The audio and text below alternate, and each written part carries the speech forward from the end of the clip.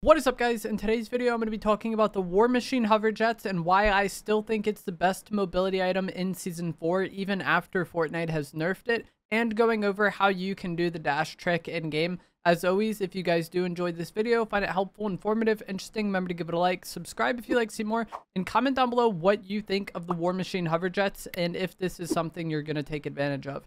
So if you guys don't know, the War Machine hover jets was actually nerfed yesterday. Randomly, I actually made this video yesterday and then had to remake it because of these changes. But yesterday, Fortnite made some adjustments.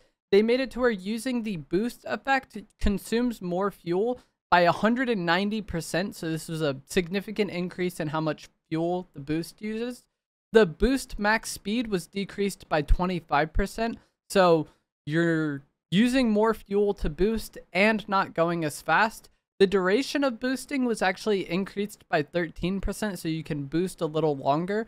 This is a minor buff. And then the boost fuel frequency was increased by 150%. I believe this is the delay in between boosts if you stay in air the entire time, because you can jetpack in air, boost, and then wait for it to come back and then boost again. When you do the dash trick, you can just do it constantly, and this update did not affect that really at all. Because hitting the ground resets that boost timer, essentially, from my understanding. So the dash was not changed because of that. The main way the dash was impacted by this nerf was the speed being a bit slower. But it's still very good and very useful. I think the main way the hover jet was nerfed is that if you're someone who's going to stay in air for a prolonged period of time, you would often see this with players using the Captain America shield or the War Machine arsenal. And they would just stay in the air and then boost around, try to be awkward and difficult to hit while they rained down rockets or while they threw down the shield. That playstyle, I feel like, is what got nerfed most by this, because you do use a lot of fuel when you boost, but since the dash trick doesn't like use a full boost, basically, you don't use very much fuel when doing the dashes. I'll have it on, we'll get to that later on in the video when I show you guys how to do the dash, and you'll see that you can still do it for an incredibly long period of time without running out of fuel. And that's one of the reasons why I think this is the best mobility item in the game, just that it's unlimited. Fortnite status did post after the nerf saying, "We resolved an exploit where players were sometimes dashing erratically when using the War Machine hover jets. Players should still be able to bunny hop and perform other advanced movement tactics after this fix." And, you know, after the update, what players were referring to as the dash still works. I guess that's what Fortnite is referring to as the bunny hop. So that still works. It's a bit slower now, but it's still very good and I think very useful. Mainly just because the mobility is unlimited, like I was saying. Whereas like the other main mobility item we have in the game right now is shockwaves. Each shockwave you use, you got to find more. You know, you can only carry 6. Whereas a jetpack, you find 1 and then you have your mobility for the game. You have a jetpack, which is great for traveling around the map, getting uphill, getting up like houses, anything that you would need a jetpack for. You can use it to negate fall damage, because once you've used the hover and then turned off the hover, you can't take fall damage until you land, which is kind of crazy. And it's unlimited. The fuel comes back over time. I thought one of the ways they would nerf this is make it to where the fuel doesn't regenerate anymore. And then if you have to run out of fuel, you got to find a new jetpack, like how it was with the old jetpack, but that's not the case. It still regenerates, which is pretty surprising to me. And I think it's still the best mobility item in the game. These dashes are great for, you know, breaking people's camera in a fight and making yourself difficult to hit, but they're also just great for traveling around the map faster, getting from point A to point B, or, you know, moving up if you want to push people. There's just so much utility to these dashes that I think it's still going to be far and away the best mobility item in the game. And you can get the War Machine hover jets from anywhere you can get loot. So for like floor loot, chests, regular chests, rare chests, and even the new Marvel chest.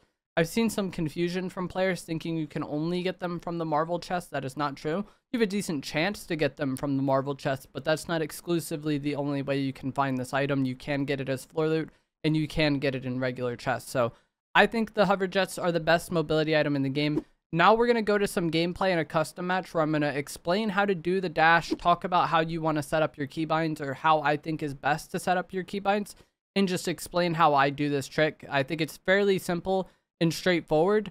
I think the main thing that throws a lot of people off is they're kind of overthinking it. and or their keybinds aren't optimal, but we're going to talk about that in the gameplay section of this video. So now we're going to be in game, and I'm going to show you what I consider to be optimal keybinds for the War Machine Hoverjet, and then show you how to do the dash trick. So you're going to want to go to your keybinds. I play on controller, so it's on controller, but keyboard also has this option. And you're going to want to go to the hover section of the keybind. So you'll see a tab that's labeled hover. I believe it's after the emotes for me. Maybe not. Okay. Okay, here we go. Hover. And there's 3 options here. Ascend, you're going to want to have mapped to your jump button. I think it goes off that anyways. I've tried to mess around with it so I could still use the green water dashes, not have it conflict with the jetpack, but that didn't work out for me. I still think it's ideal to have this be mapped to your jump button, right? This is ascend. This is how you engage the jetpack. Boost is going to be how you use the boost effect. And I think it's ideal to have this mapped to your sprint button, and I'll explain why in a moment. I use left D-pad sprint, but I don't actually hit that button. I have a paddle on the back of my controller mapped to that button. But either way, you want boost mapped to your sprint button. And then cancel hover, you want mapped to your crouch button. Okay? So ascend, jump, boost, sprint, cancel hover, crouch. This is going to be what turns off the jetpack. So fairly straightforward. There's only 3 binds, right? So now, the reason why I think you want it set up this way... It won't let me do anything. Okay. The reason why I think you want it set up this way is because if you're holding sprint to sprint into the boost, and you just keep holding sprint, all you have to do is double tap your jump button and then tap your crouch button twice. If you only tap your crouch button once to turn off the jetpack, you don't land in a slide. And then if you're not holding the sprint button the entire time, you will have to, like, it's, like, much harder to time. I think having boost mapped to sprint and just holding it the whole time makes it much more seamless to do this, because at that point, you're just doing a 2-button combo. You're just jumping twice, crouching twice. And then you land in a slide and you carry that momentum forward. One thing I do think is kind of underrated with this is where your crosshair is. I think it's kind of ideal to aim a little bit up when doing this. If you're just aiming at the ground, I feel like you don't go as far. So some people that weren't thinking about their crosshair placement, it might be a little bit more difficult because of that. But yeah, I think the dash is fairly straightforward. As I've said several times, you hold one button and then there's 2 other buttons. You tap each of them twice in sequence. So jump twice, crouch twice, jump twice, crouch twice, jump twice, crouch twice. I can't talk. I can't say it too fast. But yeah, jump 2 times, crouch 2 times. All the while you're just holding the sprint button in, and it's fairly easy to execute. I think obviously if your default controller default binds, some of it might be a struggle, especially if you're trying to like aim while doing this. But just for like traveling around the map mobility, like taking your thumb off the analog stick isn't the biggest deal. And I still think you can execute this very straightforward and very simple. I am in a custom match now, so I've had on a lot of videos people ask me how to do customs. You need to be a content creator with a creator code to be able to make customs. So for regular players, you're not going to be able to get into a private match like this. I think practicing it in-game is viable, though. Like, if you just find a jetpack and then, let's say, go into the storm. It's still a 1-tick right now. If you just go into the storm to try to practice and perfect this, I don't think it'll take very long. I don't think this is something that you need to practice for, like, 3 hours to get right.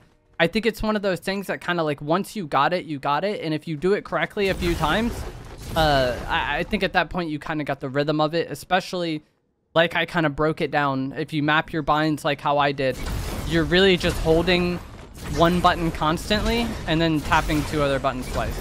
And it's fairly simple to make this happen. So like if you want to practice it in game, you know, going into a secluded area in one match and just deciding to practice the jetpack in that match, I think will actually work out well for you, and you'll actually learn it and pick it up pretty quickly.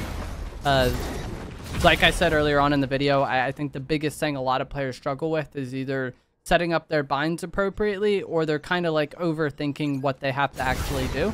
I hope this was helpful or informative for you. As always, if you guys did find this video to be helpful, remember to give it a like, subscribe if you would like to see more, and I will see you guys in the next one. Thanks for watching.